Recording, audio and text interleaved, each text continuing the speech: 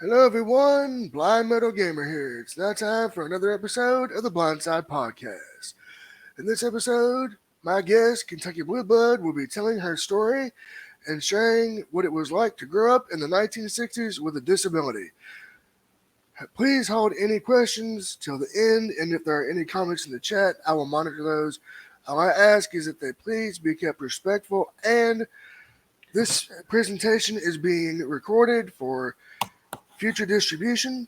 So without any further ado, Kentucky Blue Blood, the floor is yours.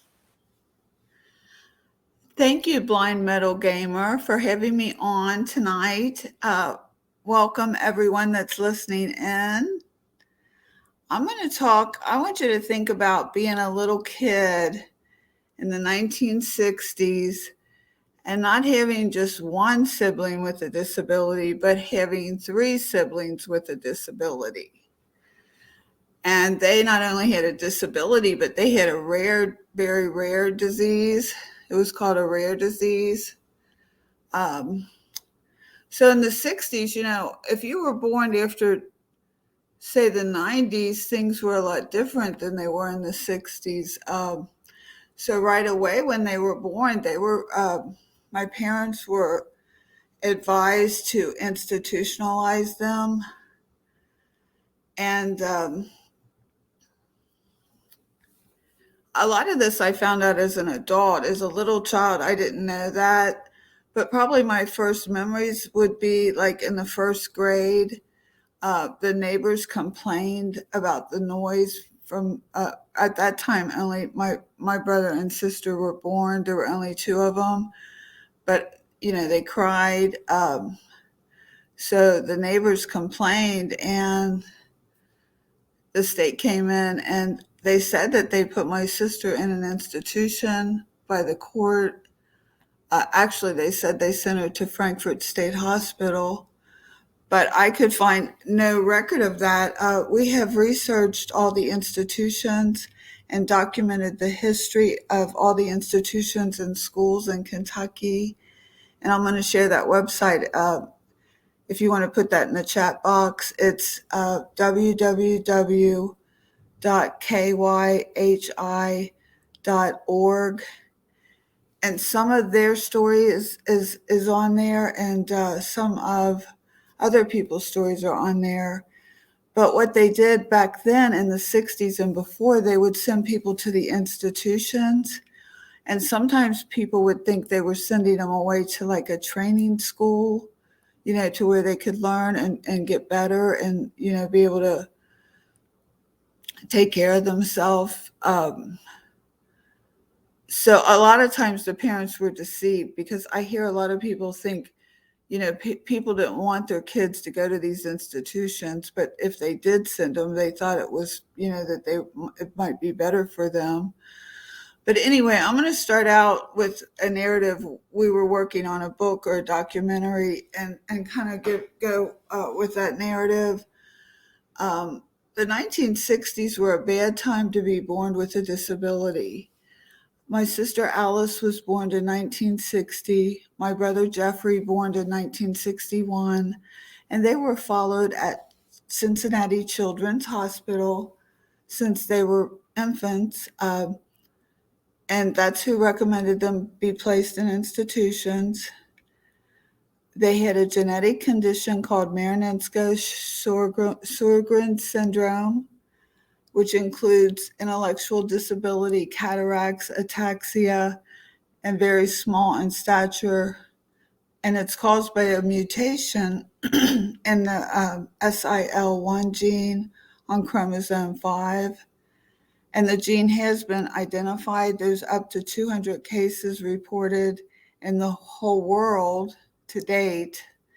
And my three siblings were in the first 36 cases.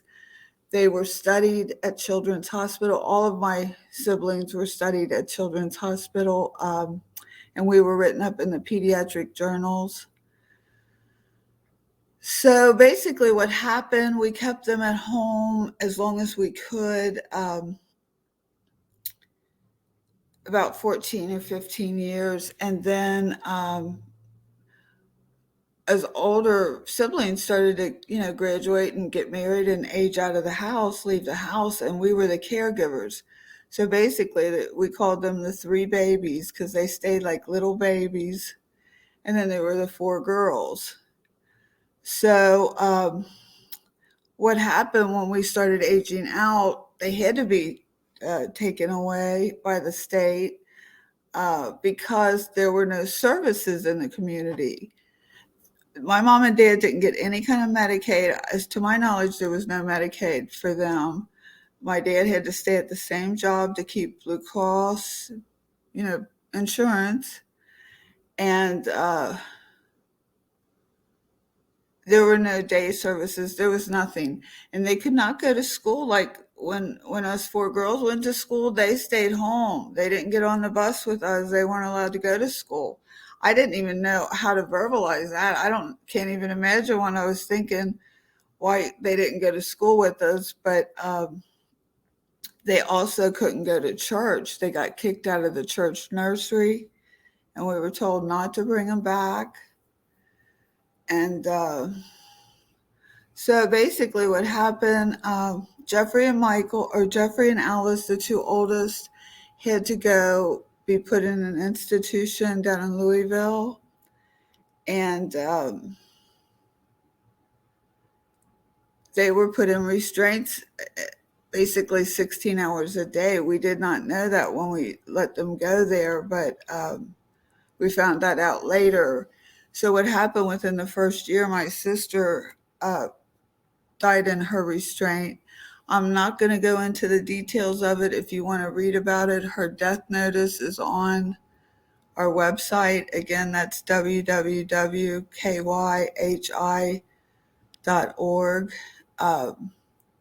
But basically, the headlines in the newspaper blamed her death on herself. It says, retarded teen strangled self.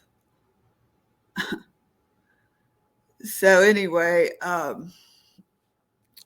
we didn't know at the time. We thought that was an isolated incident, but more research on that site for Hazelwood shows there were several deaths around the time of hers, and that the court did investigate them, but nothing happened.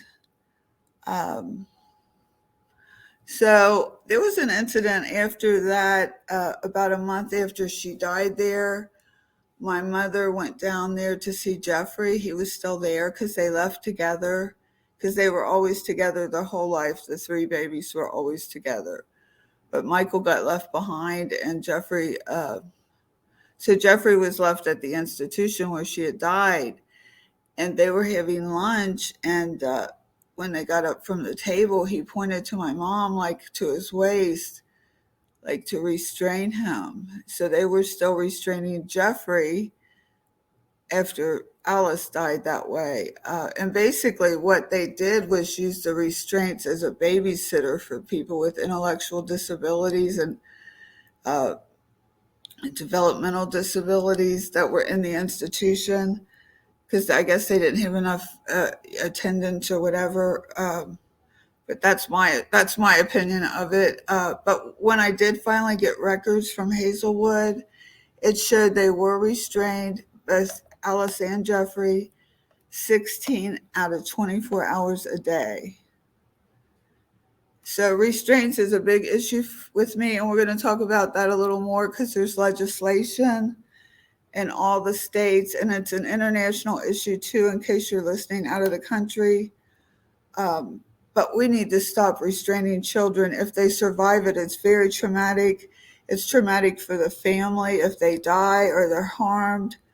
We live with that memory. My family has to live with that memory, and that's why I'm very determined to get some restraint legislation in Kentucky before I die. So I hope everybody will get behind that. So anyway,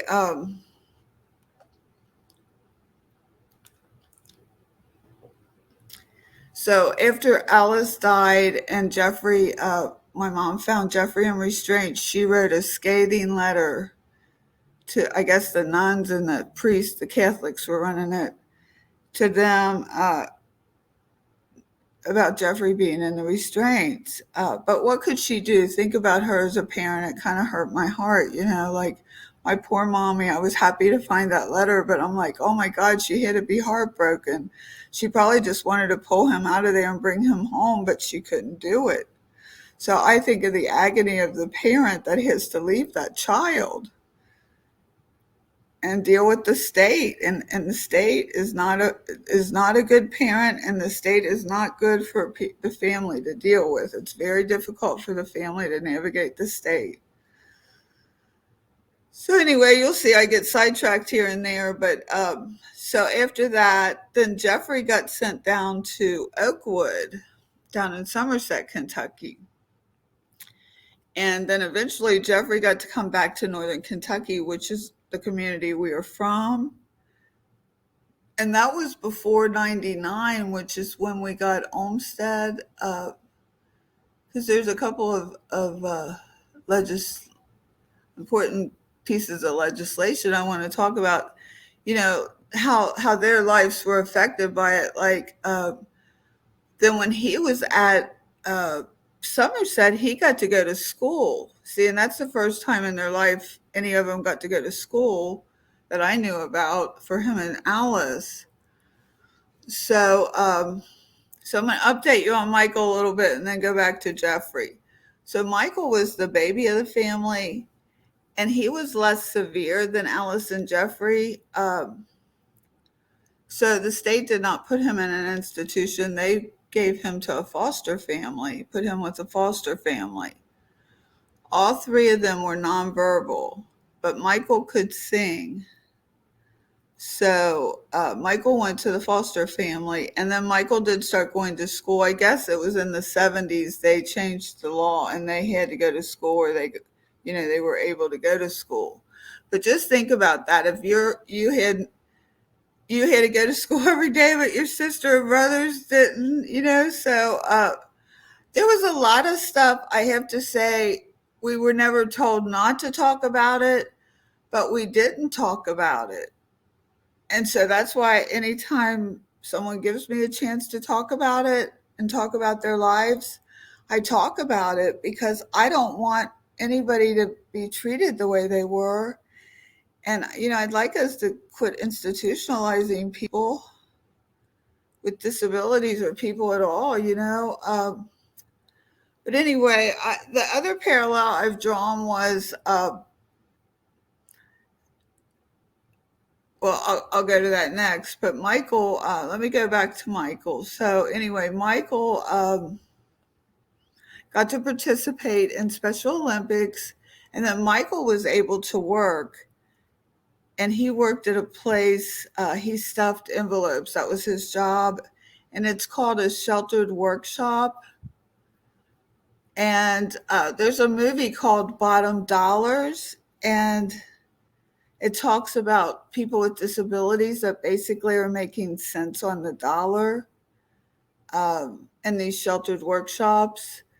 So he was really happy about working and getting his little paycheck, but he only got cents on the dollar. Think about that. And at the end, the blind gamer is going to talk a little bit about his experience with sheltered workshop, because that's something that's an old statute, I think from the 1930s, that was probably meant for something good, but it's antiquated now. And Goodwill, every state has these kind of sheltered workshops. Goodwill does it in Cincinnati. So just, be aware of that.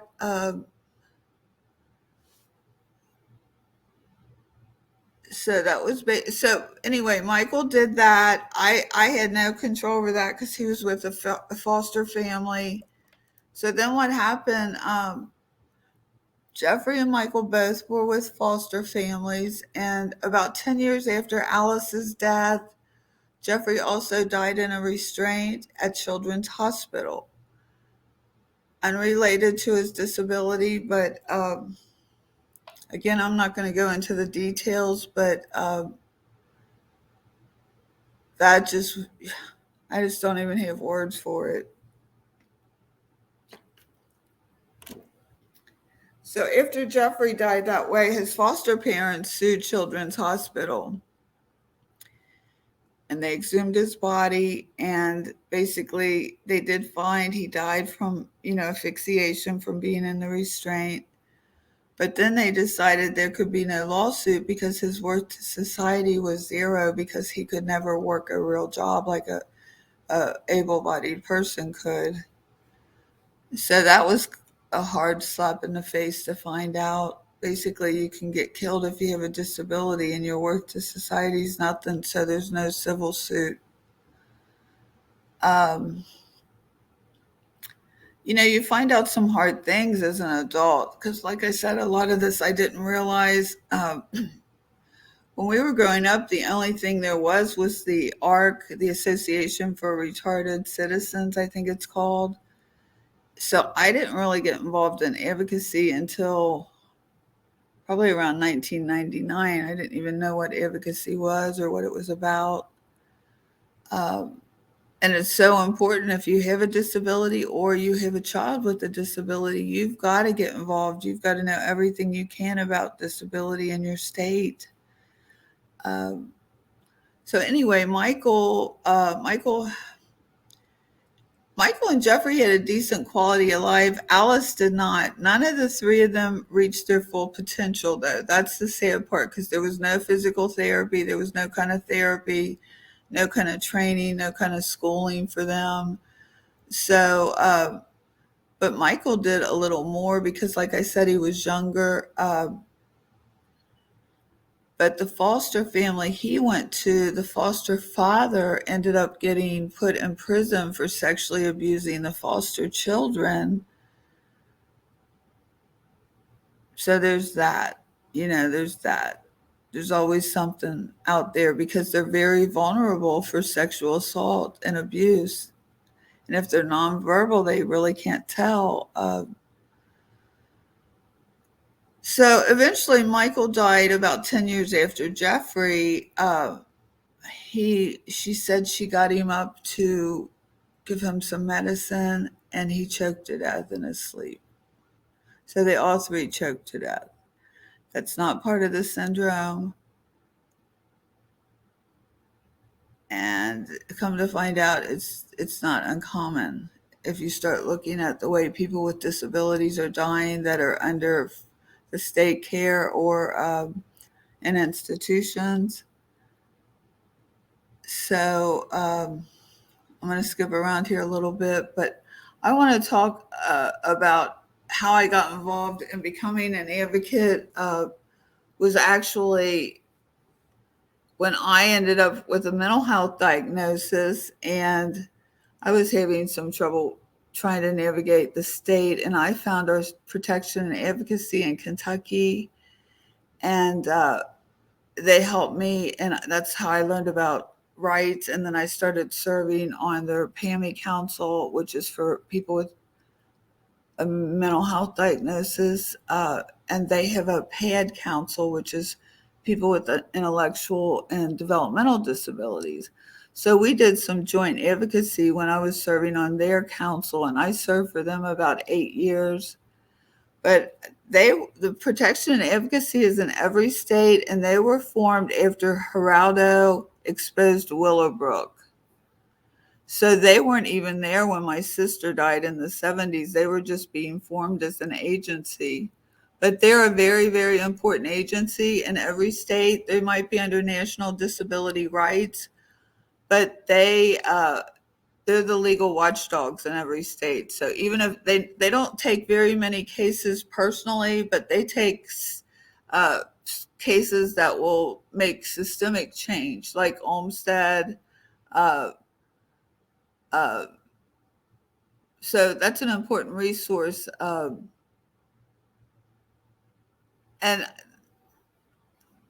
I met this other lady. She just wrote a book. Her name's Beverly Thompson. And I think she's on tonight, hopefully, if you are. Hi, Beverly. She wrote Antidepressed, and it's a breakthrough examination of epidemic antidepressant harm and dependence. And I read her book, And it's really excellent for anybody that's thinking about taking antidepressants or psychiatric drugs, or anybody that's on them that might want to get off of them. Uh, she's written a blueprint here, and I wanted to talk about her because her book just came out a couple days ago. But how I got better after I got off the medicine. I read Robert Whitaker's work back in 2012, and I came off my medicine with my doctor, but that was an anomaly back in 2012. But what I found was the parallel between how people with a mental illness and how people with a disability were devalued in the system and in the processes. And it made me mad. So that's why I think I think we need to form an organization, of people with all kinds of disabilities, so we can share our advocacy and our to share self advocacy and share our resources, and our lived experience is so valuable.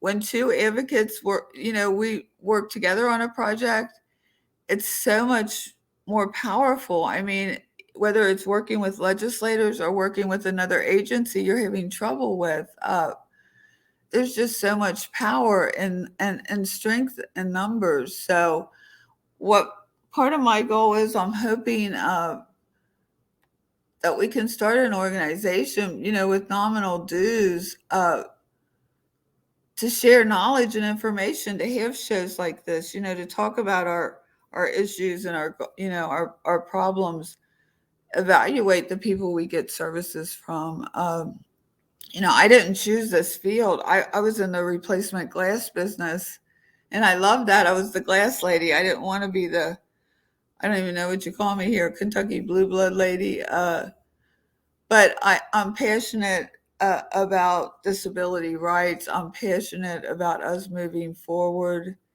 That it feels like we always get left behind. And one thing I wanted to do, the 5 researchers that set up that website, we left everybody's name that was put in an unmarked grave. We named them and gave them a memorial on that website, Kentucky, KYHI.org. Uh, because that's what they did to people back then. If you died in the institution and your family didn't come and get you, they just put you in an unmarked grave right by the facility. And, we've asked for an apology from Kentucky legislators, because there are hundreds, probably thousands of people in these different institutions in Kentucky and across the United States that were devalued and abused in life. There were people that shouldn't even have been there. Most of those people shouldn't have been there. But, and it's kind of the same with mental institutions as it is with the,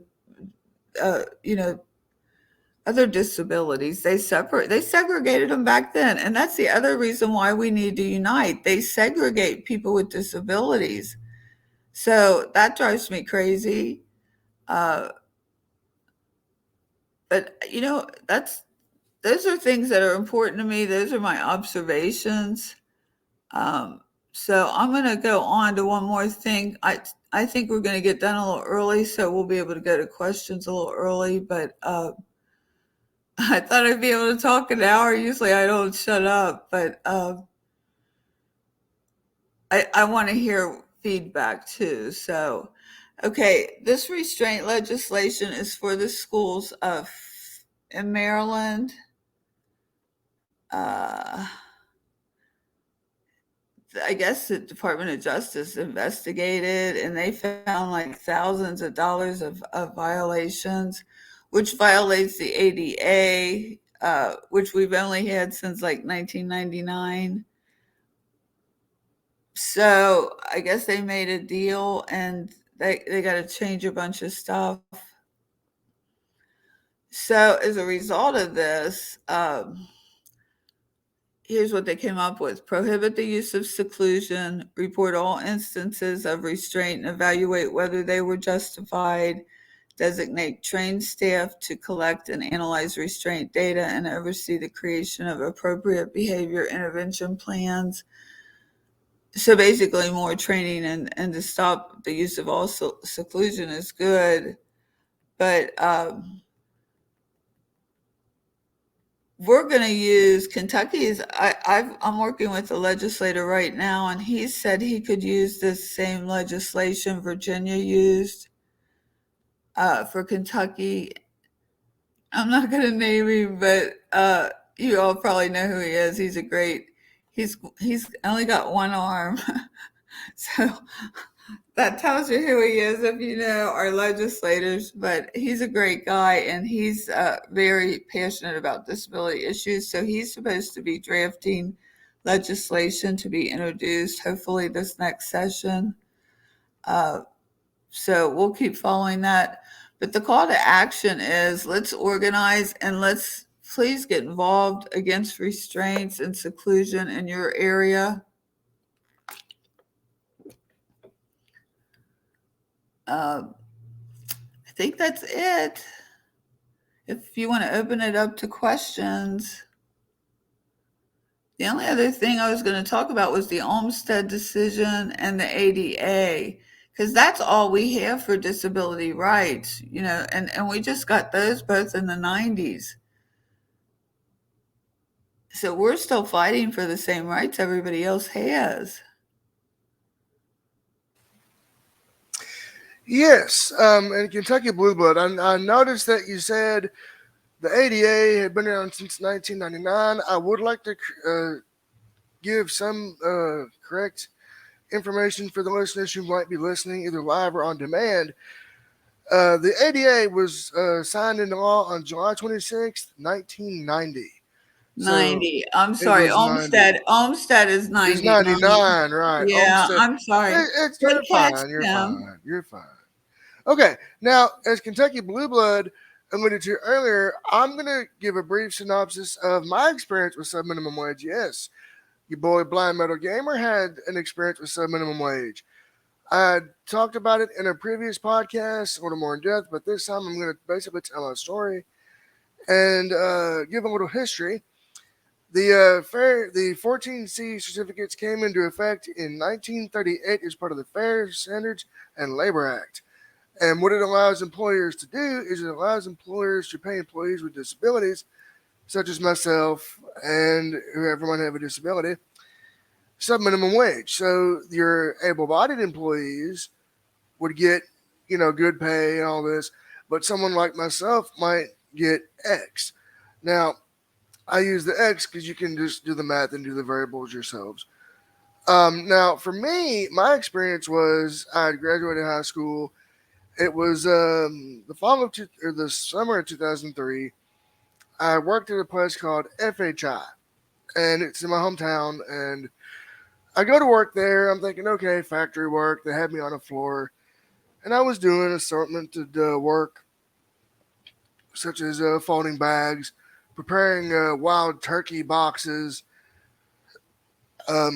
making counterweights, etc. You get the idea. And they basically pay. I went to get my first paycheck, and I looked at it, and it was only $34. I'm like, what? $34? Really? I thought, okay, there might be some fees that take out of the first one, because I was a new employee. I was thinking probationary period. So I keep working there. Again, I'm getting these small, minuscule checks. I couldn't even support myself at the time. I couldn't support my family. So basically, to put this into perspective, in 2003 economics, at that time, I couldn't buy my own groceries, pay my own bills like I do now. I could only buy a video game or a CD from a pawn shop or a music store in my hometown.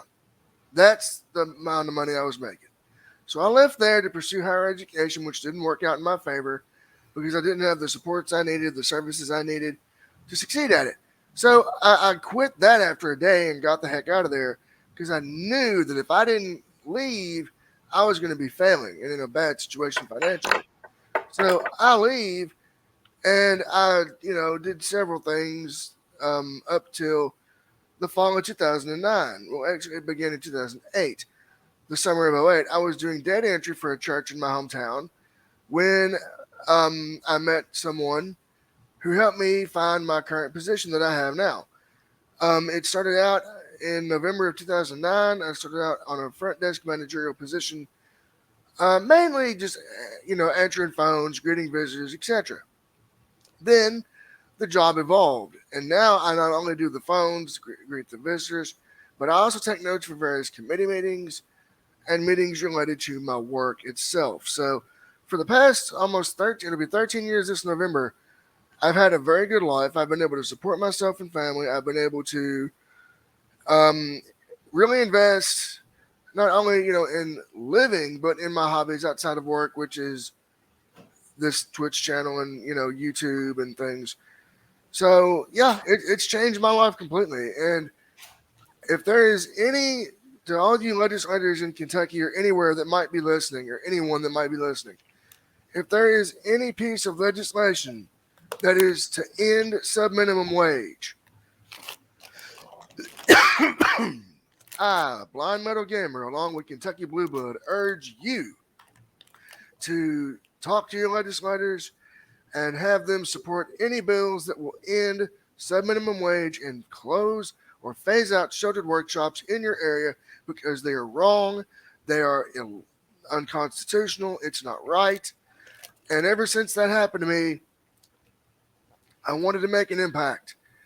And now, where I currently work, I'm able to make an impact. So, with that being said, there's no questions. I want to thank you, Kentucky Blue Blood, for joining me tonight and telling your story. And for those who will be listening on demand, if you have any questions, just follow Kentucky Blue Blood on Twitter at Kentucky Blue Blood, and you can ask her any of your questions or leave her any comments. With that being said, again, thank you, Kentucky Blue Blood. Do you have anything you would like to say before we sign off? Thank you, Blind Metal Gamer. Hey, no problem. All right, with that being said, this has been another episode of the Blindside Podcast. For Kentucky Blue Blood, I've been your host, Blind Metal Gamer, saying so long, everyone, and peace out.